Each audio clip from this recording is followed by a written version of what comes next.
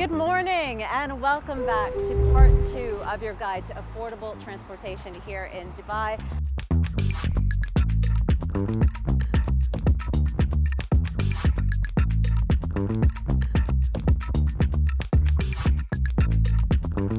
The metro connects Dubai from end to end. Rides start at just about $1, and it only takes about $3 to cross the entire city.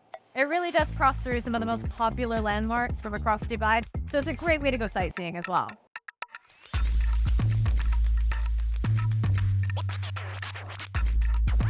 The bus and the metro systems in Dubai are efficient, they're affordable, plus they connect most of the major landmarks in the city.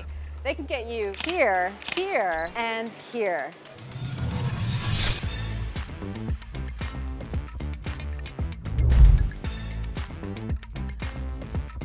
So I've settled into my hotel room at the 25 Hours Hotel 1 Central.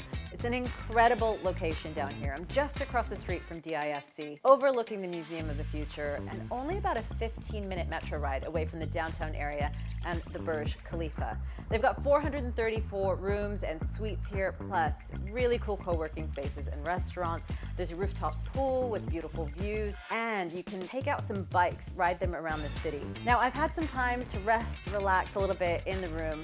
Now I want to go explore. Let's go take a taxi.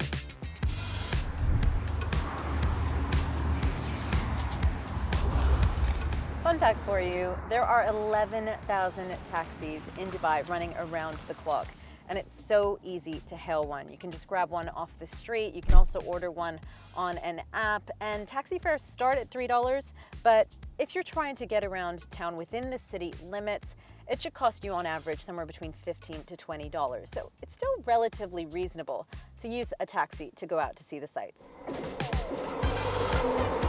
There are also additional options where you can hire a private car service that's with your personal driver and car, and that's a great opportunity if you're going out on day trips with a group, for example. So there are two options for that. For 5 hours, you can get that for $130, and for a full 10 hours, that's $190. Now, if you split that between about 4 people, you're talking less than $50 a person.